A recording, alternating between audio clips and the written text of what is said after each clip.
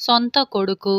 ఈ కథను రాసిన వారు ఎన్. అరుణ శ్రీనివాస్. ఇక కథలోకి వెళ్దాం. ధర్మయ్యకు వీరుడు అని ఒక్కడే కొడుకు. ధర్మయ్య మొదట కొద్దిపాటి స్థితిమంతుడే అయినా తన తెలివితేటలతో ఉన్న ఆస్తిని పెంచుకొని మంచి ఆస్తిపరుడు అయ్యాడు. వీరుడు మాత్రం చిన్నతనం నుంచి ఆకతాయిగా పెరిగి చదువు సంధ్యల్ని లక్ష్యపెట్టక డబ్బు విచ్చలవిడిగా ఖర్చు చేయటంలో ప్రావీణ్యం సంపాదించసాగాడు. ధర్మయ్య తన కొడుకును నయాన భయాన మార్చలేకపోయాడు. ఈ స్థితిలో ఒకనాడు పక్క గ్రామంలో ఉండే కామయ్య అనే స్నేహితుడు ధర్మయ్యను చూడవచ్చి మాటల సందర్భంలో, "ఏమిటి ధర్మయ్య, నీ కొడుకు వాలకం చూస్తే నీకు కీర్తి తెచ్చేటట్టుగా లేడే, పనీపాట లేకుండా సోమరిగా తిరిగితే ఎలా" అని అన్నాడు. వీరుణ్ణి మార్చటానికి కామయ్య ఒక ఉపాయం చెప్పాడు. ఆ ఉపాయం పారుతుందో లేదోనని ధర్మయ్యకు అనుమానమున్నప్పటికీ కొడుకు మారితే చాలునన్న ఉద్దేశంతో కామయ్య చెప్పినట్టుగా చేయటానికి ధర్మయ్య ఒప్పుకున్నాడు. తరువాత 4 రోజులకు ఒక ముసలివాడు ఒక 15 ఏళ్ల కుర్రవాణ్ణి వెంటబెట్టుకు వచ్చి ఏదైనా పని చూపించమని ధర్మయ్యను వేడుకున్నాడు. "మీరు ఏం పనులు చేయగలరు" అని ధర్మయ్య అడిగాడు. ముసలివాడు కుర్రవాణ్ణి చూపించి, "వీడు అన్ని పనులు చెయ్యగలడు. నేను ముసలివాణ్ణి కనుక మీ ఇల్లుని కనిపెట్టుకుని ఉంటాను" అని అన్నాడు. వీళ్ళు అలా మాట్లాడుకుంటూ ఉండగా వీరుడు ఎక్కడి నుంచో తిరిగి వచ్చి ఇంట్లోకి పోబోయాడు. వీరుణ్ణి చూస్తూనే ముసలివాడు "సోము" అంటూ మూర్ఛపోయాడు. ధర్మయ్య నౌకర్లను పిలిపించి ముసలివాణ్ణి ఇంట్లోకి చేర్చి శైత్యోపచారాలు చేయించాడు. ముసలివాడు తెలివి వస్తూనే "సోము" అంటూ బోరున ఏడ్చాడు. అతను వీరుణ్ణి దగ్గరికి పిలిచి వీరుడి కాలుమీది పొడుగాటి మచ్చను ధర్మయ్యకేసి చూపిస్తూ, "నేను మీకు గుర్తున్నానా బాబుగారు? 15 ఏళ్ల క్రితం రామాపురం వరదల్లో కొట్టుకుపోతున్న మిమ్మల్ని, మీ అబ్బాయిని గట్టుకు చేర్చాను కదా" అని అడిగాడు. ధర్మయ్య గుర్తు తెచ్చుకుంటున్నట్టుగా చూసి, "నువ్వా? బాగున్నావా? ఇలా అయిపోయావేం?" అంటూ ముసలివాడితో కుశల ప్రశ్నలు వేశాడు. "బాబూ, నా మాట వినండి. ఆ హడావిడిలో మీరు నా మనవణ్ణి మీ అబ్బాయి అనుకొని తీసుకెళ్లారు. మీ పసిగుడ్డును తీసుకొని గుర్రబండి వెనక చాలా దూరం పరిగెత్తాను. కాని ఎందుకో నేను అందుకోలేకపోయాను. ఇడిగో వీడే ఎంతో ముద్దుగా పెంచాను. కాని పేదవాణ్ణి కావటం చేత పని చేయించక తప్పలేదు" అంటూ ముసలివాడు తన వెంట వచ్చిన కుర్రవాణ్ణి చూపాడు. ధర్మయ్య వాణ్ణి దగ్గరకు తీసుకొని తల నిమురుతూ, "నాయనా వీరుడు" అని కళ్ళు ఒత్తుకున్నాడు. ముసలివాడు వీరుణ్ణి దగ్గరకు తీసుకొని, "నా మనవణ్ణి ఇన్నాళ్ళు మీరు మహారాజులాగా పెంచారు. మీ రుణం తీర్చుకోలేను" అని అన్నాడు. వీరుడికి ఇదంతా అయోమయంగా ఉంది. కాని ఒక్క విషయం స్పష్టమైంది. తాను ధర్మయ్య కొడుకు కాదు, ముసలివాడి మనవడు. తన పేరు వీరుడు కాదు, సోముడు. ఆ సంగతి తలుచుకుంటే వాడికి పుట్టెడు దుఃఖమొచ్చింది. ముసలివాడు వీరుణ్ణి తీసుకొని వెళ్ళిపోబోతే ధర్మయ్య ఆగమని ఇద్దరినీ తన ఇంటనే ఉండమన్నాడు. అది మొదలు వీరుడు ధర్మయ్య చెప్పిన పనులు చేస్తూ చదువు కూడా నేర్చుకున్నాడు. చదువు ఉంటేనే కాని మనిషి ఎందుకు కొరగాడని ధర్మయ్య చెప్పి వీరుణ్ణి ఆ ఊరి పంతులుగారి వద్ద చదువుకు పెట్టాడు. త్వరలోనే వీరుడు మెరికెలాగా తయారయ్యాడు. వాడికి కొంత చదువు వచ్చింది, పనులన్నీ చేతనయ్యాయి. వాడు ఒకనాడు ధర్మయ్యతో తాను తన తాతను పోషించుకోగలనని చెప్పాడు. వెంటనే ధర్మయ్య మనిషి ద్వారా కబురు పంపి పొరుగురు నుంచి కామయ్యను పిలిపించాడు. అప్పుడు కామయ్య వస్తూనే, "ధర్మయ్య, ఇన్నాళ్ళు నా కొడుకును నీ ఇంట ఖైదీగా ఉంచుకున్నావు. అందుకు నేను నీ కొడుకు వీరుడికి శిక్ష విధించబోతున్నాను" అని అన్నాడు. "ఏమి శిక్ష విధిస్తావు" అని ధర్మయ్య అడిగాడు. "నా పెంకె కూతుర్ని మీ వీరుడికిచ్చి పెళ్లి చేస్తాను. ఏమంటావు ధర్మయ్య" అన్నాడు కామయ్య. వాళ్ళ మాటలు వింటూ ఉన్న కొద్దీ వీరుడికి జరిగిన నాటకం అర్థమైంది. తన పేరు వీరుడే, తన తండ్రి ధర్మయ్యే.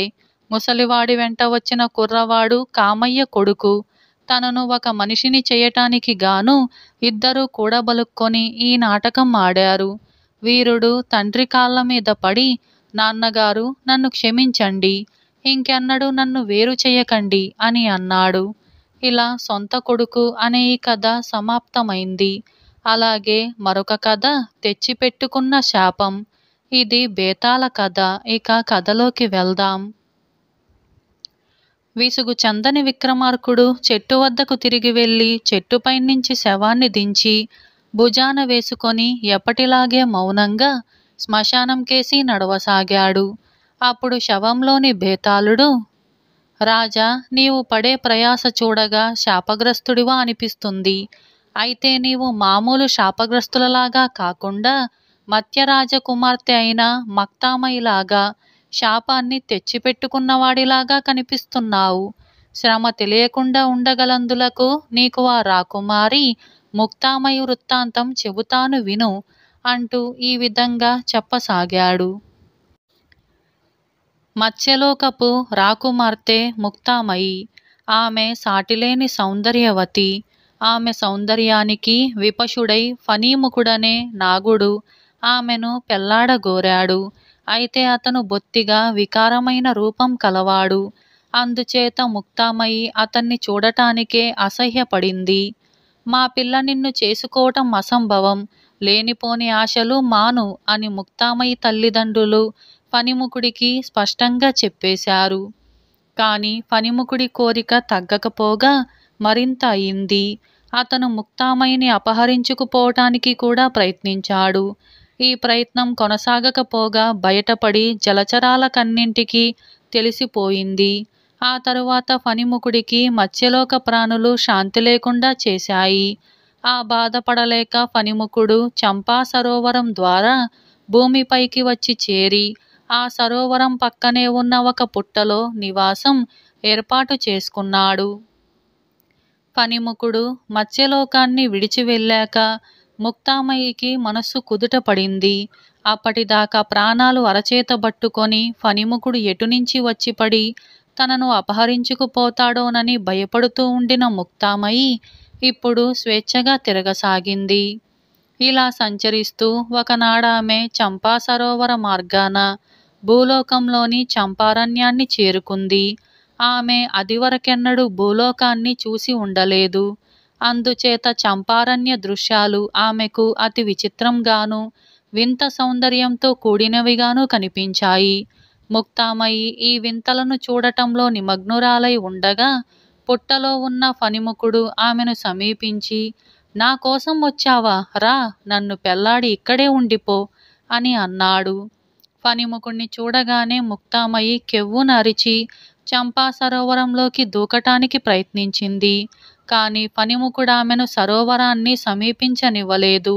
ముక్తామయి ఒక వంక భయంతో వణికిపోతూ ఫణిముఖుడికి చిక్కకుండా పరిగెత్తుతూ ఆర్తనాదాలు చేయసాగింది. ఈ కేకలను ఆ దేశపు యువరాజు జగంధరుడు అనేవాడు విని పరిగెత్తుకుంటూ వచ్చి అతిలోక సుందరి అయిన ముక్తామయిని, ఆమెను వెంటాడుతూ ఉన్న ఫణిముఖుణ్ణి చూశాడు. అతను ఆ ప్రాంతానికి వేట కోసం వచ్చి వన్యమృగాలకు బదులు ఈ ఇద్దరినీ చూశాడు.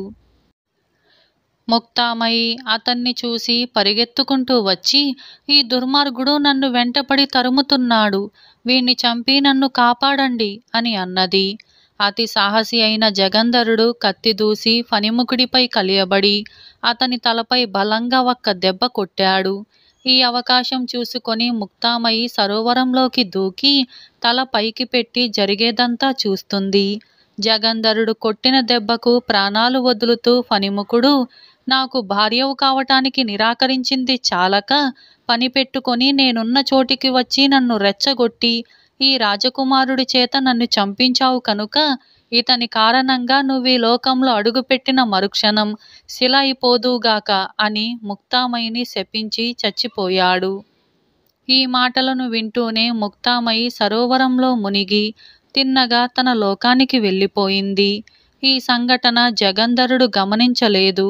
అతను ఫణిముఖుణ్ణి కొట్టిన మరుక్షణం అతనున్న చోటికి అతని పరివారం వాళ్ళు వచ్చారు. అతని కత్తికి రక్తముండటం చూసి అతను గాయపడ్డాడేమోనని భయపడ్డారు. నాకేమీ గాయం తగల్లేదు, నా చేత దెబ్బతిన్న నాగుడేమయ్యాడో చూడాలి ముందు అని అన్నాడతను. ఫణిముఖుడప్పటికే ప్రాణాలు వదిలాడు. ఆ సంగతి గమనించినాక జగంధరుడు తాను కాపాడిన సుందరి కోసం చుట్టూ కలియజూశాడు. ఆమె ఎక్కడా కనిపించలేదు. అతను సరోవరాన్ని సమీపించి అందులోకి చూసేసరికి లోపలికి దిగిపోతున్న ముక్తామయి మెరుపులాగా క్షణంపాటు కనిపించి అదృశ్యమైంది. రాజకుమారుడు దేనికోసం వెతుకుతున్నాడో పరివారానికి అర్థం కాలేదు. వారిలో ఎవరూ ముక్తామయిని చూడలేదు. ఆమెను గురించి జగంధరుడు వారికి చెప్పదలచలేదు. అందుచేత అతను వారి వెంట అక్కడి నుంచి కదిలి వెళ్ళవలసి వచ్చింది. జగంధరుడు ఇంటికి తిరిగి వెళ్ళాడే కాని అతని మనస్సు చంపా సరస్సు వద్దనే ఉంది. అతను ముక్తామయి సౌందర్యాన్ని మరిచిపోలేకపోయాడు. 2-3 రోజులతనికి 2-3 యుగాలుగా గడిచాయి. ఆమెను చూడకపోతే అతని ప్రాణాలు నిలిచేట్టుగా లేవు. అందుచేత అతను ఒకనాడు ఎవరికీ చెప్పకుండా ఒంటరిగా బయలుదేరి చంపారణ్యానికి వెళ్ళాడు. చంపా సరోవరం దగ్గర చాలాసేపు తారట్లాడి నీటిలోనుంచి ముక్తామయి పైకి ఎప్పుడొస్తుందా అని చూశాడు. తలవని తలంపుగా అతనికి సరోవర తీరాన ఒక మణి దొరికింది. అది ఫణిముఖుడి తలనుంచి రాలిపడిన మణి. జగంధరుడు ఆ మణిని తీసుకోగానే అతనికి జలభయం ఏమాత్రం లేకుండా పోయింది. అతను ఒక్కసారిగా చంపా సరోవరంలోకి దూకాడు. అతనికి నీరు దారి ఇస్తున్నట్టుగా అనిపించింది. ఏమాత్రమూ బాధ కాని శ్రమగాని లేకుండా అతను మత్స్యలోకాన్ని చేరుకున్నాడు. ఈలోపుగా ముక్తామయికి కూడా జగంధరుడికి కలిగిన స్థితే కలిగింది. ఆమె తనను కాపాడిన జగంధరుణ్ణి ఆ క్షణం నుంచి ప్రేమించింది. ఫణిముఖుడు శపించకపోతే ఆమె తన తల్లిదండ్రులను తన లోకాన్ని విడిచిపెట్టి జగంధరుడి వెంట వెళ్ళి ఉండి అతనికి భార్య అయ్యేదే. కాని ఇప్పుడు ఆమెకు తన ప్రియుణ్ణి చూసే మార్గం ఏదీ లేదు. తాను భూమి మీద అడుగు పెట్టడానికి లేదు. జగంధరుడు తన లోకానికి రాలేడు. అందుచేత ఆమె ఎవరితోనూ ఏమీ చెప్పక తన భగ్న ప్రేమను తన హృదయంలోనే దాచుకొని బాధపడిపోసాగింది. ఈ స్థితిలో ఉన్న ముక్తామయికి ఎవరో మానవుడు తమ లోకానికి వచ్చినట్టుగా తెలిసింది. ఆమె పరిగెత్తుకుంటూ వెళ్ళి జగంధరుణ్ణి చూసి తన నోములన్నీ పండినట్టుగా సంతోషించి అతనికి స్వాగతం చెప్పి తమ ఇంటికి తీసుకొచ్చింది. వాళ్ళిద్దరూ తమ ప్రేమను ఒకరికొకరు వ్యక్తం చేసుకున్నారు. ఆ మీదట ముక్తామయి తల్లిదండ్రులు వారి వివాహానికి సంతోషంగా ఒప్పుకున్నారు. అతని వెంట తమ కుమార్తె భూలోకానికి వెళ్ళటానికి కూడా వారు సమ్మతించారు. కాని ముక్తామయి తాను భూలోకానికి ఏ పరిస్థితుల్లోనూ వెళ్ళనని స్పష్టంగా చెప్పేసింది. నీకన్నా ప్రియమైనది నాకు భూలోకంలో ఏమీ లేదు, నేనిక్కడే ఉండిపోతాను అన్నాడు జగంధరుడు. ఈ మాటకు ముక్తామయి తల్లిదండ్రులు మరింత సంతోషించారు. జగంధరుడు మత్స్యలోకంలో 5 సంవత్సరాల పాటు అనుభవించవలసిన సుఖాలన్నీ అనుభవించాడు. అతనికి ఒక కొడుకు కూతురు కూడా కలిగారు. ఇక అంతకాలానికి జగంధరుడికి తన దేశం వెళ్ళి తన వాళ్ళు ఎలా ఉన్నారో చూడాలన్న కోరిక కలిగింది. అతను తన భార్యతో చెప్పి మణి సహాయంతో చంపా సరస్సు మార్గాన భూలోకానికి చేరుకొని ఇంటికి వచ్చేశాడు. అప్పటికి అతని ఇంటి వద్ద క్లిష్ట పరిస్థితి ఏర్పడి ఉంది. అతను తన భార్యతో చెప్పి మణి సహాయంతో చంపా సరస్సు మార్గాన భూలోకానికి చేరుకొని ఇంటికి వచ్చేశాడు. అప్పటికి అతని ఇంటి వద్ద క్లిష్ట పరిస్థితి ఏర్పడి ఉంది. జగంధరుడు కనిపించకుండా పోయాక అతని కోసం ఎంతగానో వెతికారు. అతను ఎటు వెళ్ళింది ఏమైనది చెప్పేవారు ఒక్కరూ లేకపోయారు. అది మొదలు జగంధరుడి తండ్రికి తీరని మనోవ్యాధి ఏర్పడి కాలక్రమాన ఆయన మంచం పట్టాడు. ఎంతమంది వైద్యులు ఎన్ని చికిత్సలు చేసినా ఆయన వ్యాధి తిరుగుముఖం కాలేదు. ఆయన సంగతి ఇవాళ రేపా అన్నట్టుగా ఉంది. ఆయన పోతే సింహాసనానికి వారసుడు కూడా లేడు. అటువంటి స్థితిలో జగంధరుడు తిరిగి వచ్చాడు. కొడుకును చూడగానే రాజుగారికి కొత్త ప్రాణం వచ్చినట్టయింది. జగంధరుడి కథ అంతా విన్నాక రాజు అయిందేదో అయిందని జగంధరుడు తగిన మానవ స్త్రీని పెళ్లాడి రాజ్యాభిషేకం చేసుకొని రాజ్యపాలన సాగిస్తే ముసలితనంలో తనకు మనశ్శాంతి ఉంటుందని చెప్పాడు. ఈ జన్మకు ముక్తామయ్య ఒకతే నాకు భార్య, నేనింకొకతెను పెళ్లాడను అని జగంధరుడు తండ్రికి చెప్పాడు. అయితే ఆమెనే తీసుకొచ్చి సుఖంగా రాజ్యం చేసుకో అన్నాడు పెద్దరాజు. భూలోకానికి రావటం తనకిష్టం లేదని ముక్తామయ్య ఏనాడో చెప్పింది. అయినా పరిస్థితులను బట్టి ఆమె తన అభిప్రాయం మార్చుకుంటుందని జగంధరుడు నమ్మాడు. అతను మత్స్యలోకానికి తిరిగి వచ్చి తన భార్యకు జరిగిందంతా చెప్పి తన వెంట రమ్మని ఆమెను ప్రార్థించాడు. ముక్తామయ్యి అంతా విని, పోనీ మీ తండ్రిగారు కోరినట్టు మీరొక రాజకుమార్తెను పెళ్లాడి ఆమెతో కాపురం చేస్తూ రాజ్యం చేసుకోండి అని అన్నది. అది నాకు సాధ్యం కాని పని. నేను నిన్ను తప్ప మరొకతను ప్రేమించలేను, పెళ్లాడలేను. భూలోకంలో అడుగుపెట్టనని నీకెందుకు పట్టుదల అని అడిగాడు జగంధరుడు. ముక్తామయ్య తల్లిదండ్రులు కూడా అతని మాటనే బలపరిచారు. సరే పదండి అని ముక్తామయ్యి జగంధరుడి వెంట భూలోకానికి బయలుదేరింది. ఆమె చంపా సరస్సు నుంచి ఒడ్డున కాలు పెడుతూనే పనిముకడి శాపం తగిలి శిలగా మారిపోయింది. బేతాళుడు ఈ కథ చెప్పి, రాజా, నాకొక సందేహం. ముక్తామయ్యి తెలిసి తెలిసి శాపానికి తనను తాను ఎందుకు గురి చేసుకుంది? తన శాపం గురించి మాట మాత్రం చెబితే జగంధరుడు తనకి దుస్థితి కలగనివ్వడు కదా. ఈ సందేహానికి సమాధానం తెలిసి కూడా చెప్పకపోయావో నీ తల పగిలిపోతుంది అని అన్నాడు. అందుకు విక్రమార్కుడు, ముక్తామయ్యి ప్రవర్తనకు 2 కారణాలు ఉన్నాయి. ఆమె జగంధరుడి ప్రేమను అతి పవిత్రంగా భావించింది. అతను మరొకతను పెళ్లాడటానికి నిరాకరించటాన్ని బట్టే ఆ ప్రేమ ఎంతటిదో రుజువైంది. అలాంటప్పుడు ఆమె తన శాపం గురించి చెప్పిన పక్షంలో జగంధరుడు తన రాజ్యాన్ని, కర్తవ్యాన్ని విడిచి మత్స్యలోకంలోనే ఉండిపోతాడు. కానీ అందువల్ల అతని ప్రేమ కొంత దెబ్బతింటుంది.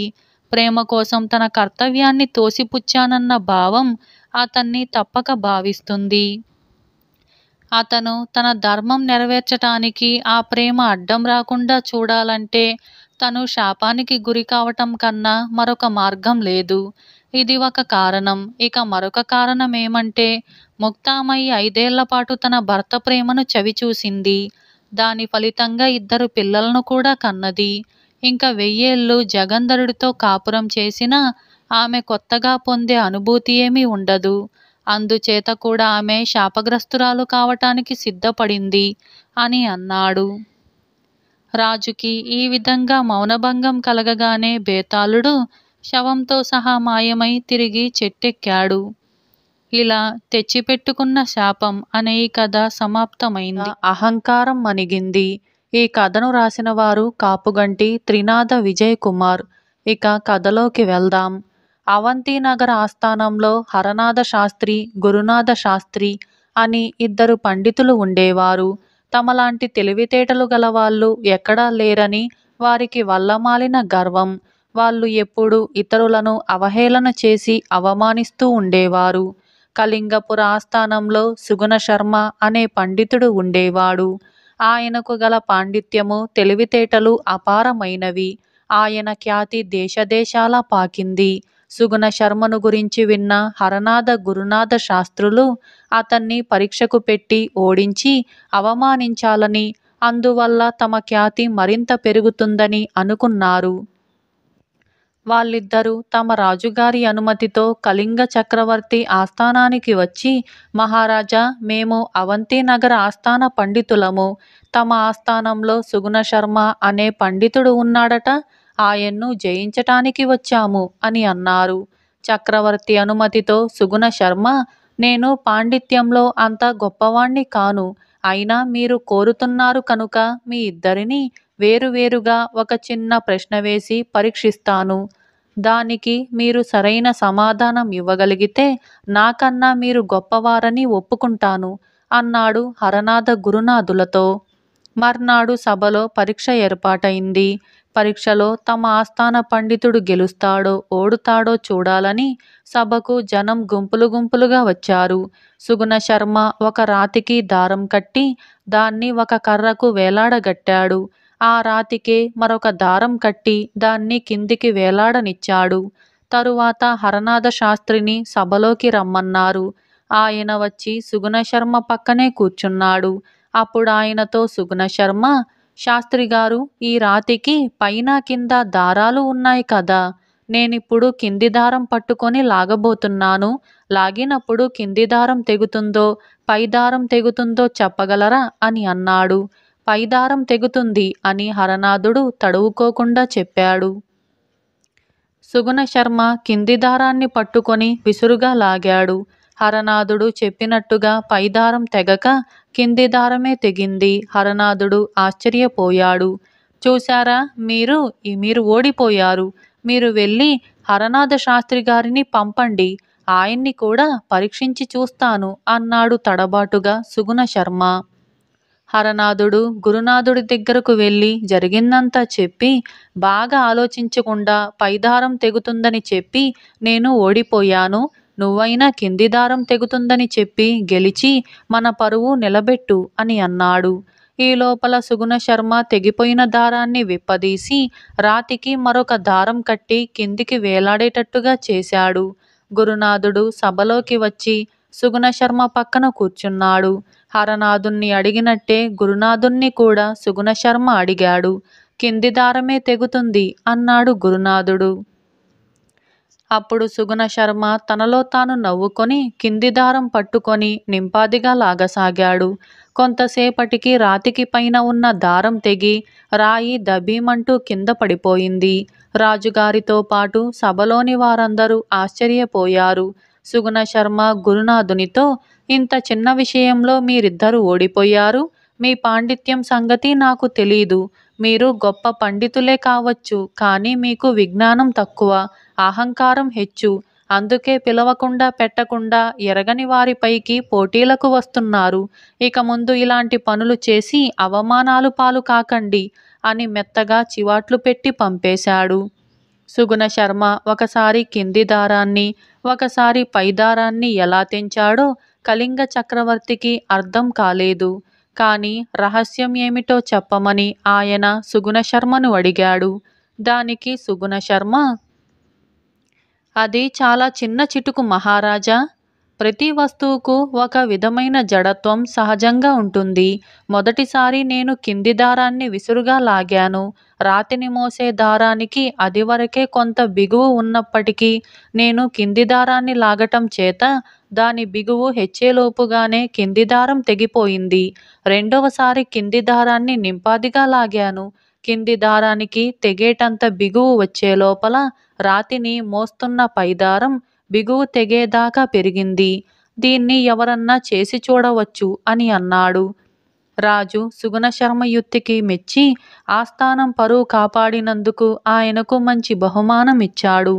ఇలా అహంకారం అణిగింది అనే ఈ కథ సమాప్తమైంది.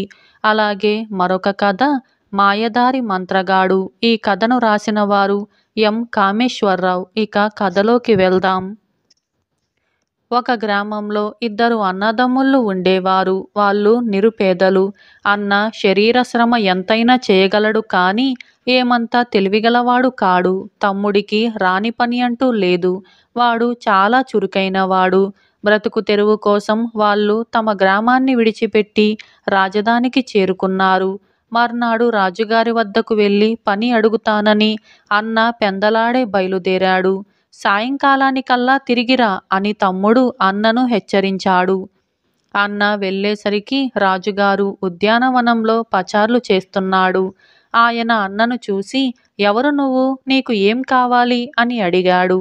అన్న చేతులు జోడించి, మహారాజా, నేను నా తమ్ముడు దిక్కులేని వాళ్ళం. పని కోసం ఇక్కడికి వచ్చాం. ఏమైనా పని ఇప్పిస్తే మీ పేరు చెప్పుకొని బ్రతుకుతాం అని అన్నాడు. నీకు పని ఇస్తాను, కానీ బాధ్యతతో చేయగలవా అని రాజు అడిగాడు. తప్పక చేస్తాను మహారాజా అన్నాడు అన్న.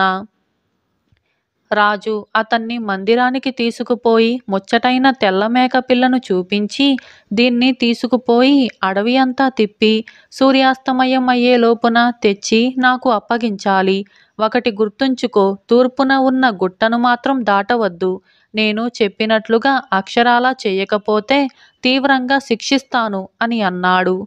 అన్నింటికీ తల ఆడించి రాజుగారి మేకపిల్లను ఒక చంకన, ఆయన ఇప్పించిన ఆహార మూటను మరొక చంకన పెట్టుకొని అన్న అడవికి వెళ్ళాడు. అడవిలో దింపగానే మేకపిల్ల పరమానందం చెందినట్టుగా పరుగులు తీసింది. అన్న కూడా దాని వెనకనే పరుగులు తీశాడు. ఇలా పరుగులు తీస్తూ వాళ్ళు అడవిలో చాలా దూరం వెళ్ళిపోయారు. మధ్యాహ్నం వేళ అన్న ఆహారం తింటూ ఉంటే వాడితో పాటు మేకపిల్ల కూడా ఆ ఆహారమే తిన్నది. తరువాత వాళ్ళు మళ్ళీ అరణ్యంలో సంచారం ప్రారంభించి అనుకోకుండానే తూర్పున ఉన్న గుట్ట దగ్గరికి చేరారు. ఆ గుట్ట అంతటా పళ్ళ చెట్లు ఉన్నాయి. వాటి నిండా పళ్ళు ఉన్నాయి. రాజుగారి హెచ్చరిక మరచిపోయి అన్న జిహ్వచాపల్యం కొద్దీ గుట్ట ఎక్కి చాలా రకాల పళ్ళు కోసుకు తిన్నాడు. వాడు తిన్న తేనె పళ్ళ రసం చేతుల నిండా అంటుకొని వాటిని కడుక్కోవలసి వచ్చింది. సమీపంలో ఎక్కడా నీరు కనిపించలేదు. కానీ అన్నకు గుట్ట అవతల ఒక కుటీరం కనిపించింది. అతను మేకపిల్లను ఎత్తుకొని ఆ కుటీరం కేసి పోబోతూ ఉంటే మేకపిల్ల అరుస్తూ గిలగిలా తన్నుకుంది. కానీ మందబుద్ధి కావటం చేత అతను దాని భావాన్ని గ్రహించక కుటీరం వద్దకు వెళ్ళాడు. ఆ కుటీరం ముందు ఒక భయంకరాకారుడు కూర్చుని ఉన్నాడు. వాడి నెత్తి బోడిగా ఉంది. కళ్ళు గాజు కళ్ళల్లాగా ఉన్నాయి.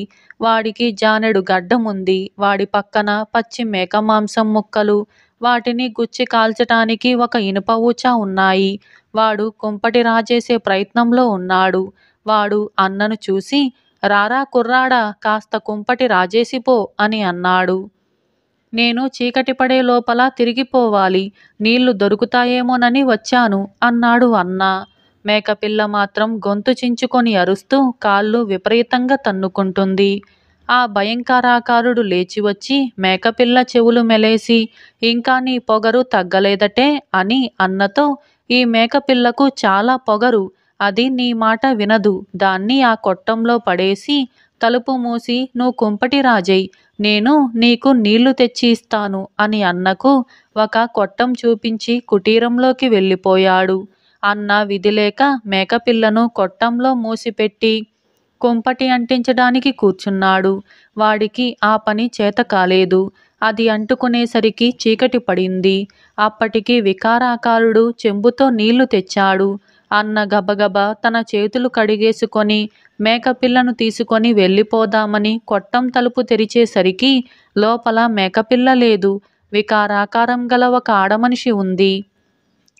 ఆ మనిషిని చూస్తూనే అన్న బెదిరిపోయి, బాబోయ్ భూతం అంటూ కాలిసత్తువ కొద్దీ పరుగు తీశాడు. వాడు పొద్దుపోయి రాజుగారిని కలుసుకొని జరిగిందంతా చెప్పి, అది మామూలు మేకపిల్ల కాదు మహారాజా, భూతం అని అన్నాడు. అంతా విని రాజు ఉగ్రుడై, ఈ ద్రోహిని తీసుకుపోయి చీకటి కొట్లో పారేయండి అని భటులను ఆజ్ఞాపించాడు. వాళ్ళు ఆ ప్రకారమే అన్నను తీసుకుపోయి చీకటి కొట్టులో బంధించారు. చీకటి పడి ఎంతోసేపైనా తన అన్న తిరిగి రాకపోయేసరికి తమ్ముడు ఆదుర్దాపడి రాజుగారి వద్దకు వెళ్ళాడు. ఈ మనిషి ఆ అన్నకు తమ్ముడేనని తెలిసి రాజు అతనిపైన కూడా మండిపడ్డాడు. రాజుగారి తిట్లన్నీ భరించి తమ్ముడు రాజుగారిని జరిగిందేమిటో అడిగి తెలుసుకొని, మహారాజా, ఇందులో నాకు స్పష్టం కాని రహస్యం ఏదో ఉంది. అది తమరు నాకు చెప్పినట్లయితే నేను ఆ వికారాకారుడి నుంచి మేకపిల్లను తెచ్చి తమకు అప్పగించి మా అన్నను విడిపించుకుంటాను అని అన్నాడు. వాడు మాట్లాడే తీరు చూస్తే వాడు సమర్థత కలవాడని రాజుకు అనిపించింది. ఆయన అతన్ని తన రహస్య మందిరంలోకి తీసుకుపోయి ఆ మేకపిల్ల వృత్తాంతం అంతా చెప్పాడు. రాజుకు లేకలేక ఒక ఆడపిల్ల కలిగింది. ఆయన ఆ పిల్లను కొడుకులాగే పెంచాడు. ఆమెకు వేట అన్నా అరణ్యం అన్నా అమితమైన ఇష్టం. రాజుతో కలిసి తరచుగా వేటకు వెళ్ళేది. ఒకరోజు రాజు రాజకుమార్తె వేటాడుతూ తమ పరివారాన్ని దాటి చాలా ముందుకు వెళ్ళి తూర్పున ఉన్న గుట్ట దాటారు. అక్కడ ఒక కుటీరం కనపడింది. అందులో నివసిస్తున్న వాళ్ళ దగ్గర మంచినీళ్లు దొరుకుతాయేమోనని ఆ కుటీరానికి వెళ్ళారు. కుటీరం వెలుపల ఒక వికారాకారుడు కూర్చొని ఒక చువ్వకు మేకమాంసం ముక్కలు గుచ్చి కాల్చుకు తింటున్నాడు. రాజకుమార్తెకు వాణ్ణి మేకమాంసాన్ని చూడగానే వాంతి వచ్చినట్టుగా అయింది. ఆమెకు మేకమాంసం అంటే అసహ్యం. ఇక్కడ మంచినీరు దొరుకుతుందా అని రాజు ఆ మనిషిని అడిగాడు. ఆ మనిషి మాట్లాడకుండా తల ఎత్తి ఇద్దరినీ చూసి లోపలికి వెళ్ళి నీరు తెచ్చి, ఈ పిల్ల నీ కూతురా, చక్కని చుక్క నాకిచ్చేయ్ అని రాజుతో అన్నాడు. రాజు చర్రున కత్తి దూశాడు. అసహ్యమైన మేకమాంసం తినే వికారివి, నీకు నేను కావాలా అన్నది రాజకుమార్తె. ఆ మాటలకు వాడి గాజు కళ్ళు ఎర్రబడ్డాయి. వాడు మేకమాంసానికి గుచ్చే ఊచ తీసి రాజకుమార్తెను నెత్తిమీద తాకి, మేకమాంసమంటే అసహ్యమైనందుకు పగలంతా మేకపిల్లలా ఉండి నన్ను వికారి అన్నందుకు రాత్రి అంతా నాకన్నా వికారంగా ఉండు అన్నాడు గడ్డం దువ్వుకుంటూ. వాడు మంత్రగాడు. రాజకుమార్తె అప్పటికప్పుడే మేకపిల్లలాగా మారింది. అది మొదలు ఆమె పగలు మేకపిల్లగాను, రాత్రి భయంకరమైన భూతకిగాను ఉంటూ వచ్చింది. రాత్రివేళ ఆమె ఎవరికీ కనబడకుండా రాజు ఎంతో జాగ్రత్త పడ్డాడు. అప్పటికే యుక్త వయసు వచ్చిన రాజకుమార్తెకు వివాహం కావటం అసంభవం చేశాడు మాయదారి మాంత్రికుడు. వాడి శక్తులన్నీ వాడి గడ్డంలోనూ ఇనుప ఊచలోనూ ఉన్నాయి. తమ్ముడు ఈ కథ అంతా రాజు నుంచి విని దీర్ఘంగా ఆలోచించి, రాజకుమార్తెకు ఈ రాత్రి ఏ ప్రమాదమూ రాదు, ఆమె మనిషి రూపంలోనే ఉంటుంది. తెల్లవారే లోపున ఆమెను వికారాకారం నుంచి రక్షించకపోతే ప్రమాదం.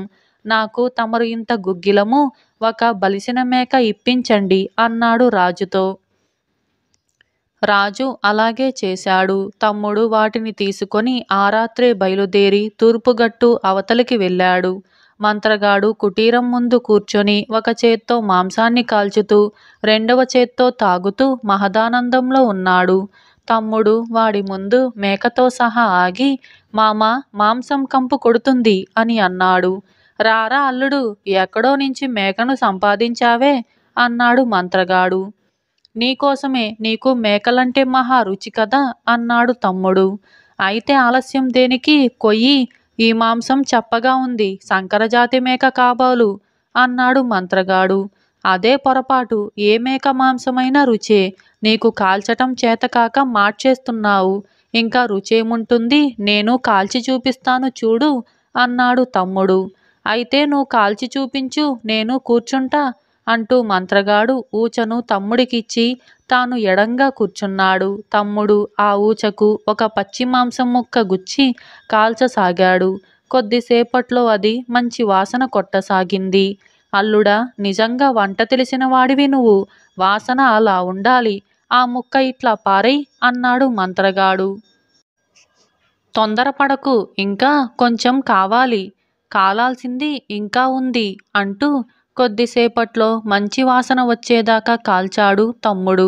మంత్రగాడు దగ్గరికి వచ్చి కుంపటి మీద ముఖం పెట్టి కళ్ళు మూసుకొని ఆనందంతో వాసన గట్టిగా పీల్చాడు. అదే క్షణంలో తమ్ముడు నిప్పులో ఇంత గుగ్గిలం చల్లాడు. బగ్గున మంటలేచి మంత్రగాడి గడ్డం కాస్త కాలిపోయింది. మరుక్షణం తమ్ముడు వాడి నెత్తిన ఊచతో కొట్టి, మేకగా మారి నీ దారిన నువ్వు పో అని అన్నాడు. వెంటనే మంత్రగాడు మేకగా మారి అరుచుకుంటూ అరణ్యంలోకి వెళ్ళిపోయాడు. మంత్రగాడి శక్తులు పోగానే రాజకుమార్తెకు మామూలు రూపం వచ్చేసింది. ఆమె అతనికి తన కృతజ్ఞత చెప్పుకుంది. తమ్ముడు మంత్రగాడి ఊచ కుటీరంలో పారేసి కుటీరానికి నిప్పు పెట్టి రాజకుమార్తెను తీసుకొని తెల్లవారే సమయానికి రాజభవనానికి తిరిగి వచ్చాడు. ఎంతో కాలానికి తన కుమార్తెను యథారూపంలో చూసిన రాజు ఆనంద బాష్పాలు రాల్చాడు. తనను తిరిగి మామూలు మనిషిని చేసిన వాణ్ణి పెళ్లాడతానని రాజకుమార్తె ఏనాడో నిశ్చయించుకుంది. ఆమె కోరిక ప్రకారం రాజు ఆమెను తమ్ముడికిచ్చి పెళ్లి చేసి తన అనంతరం అతనే రాజవుతాడని ప్రకటించాడు. అన్న తమ్ముడి వెంటనే ఉండిపోయాడు. ఇలా మాయదారి మంత్రగాడు అనే ఈ కథ సమాప్తమైంది.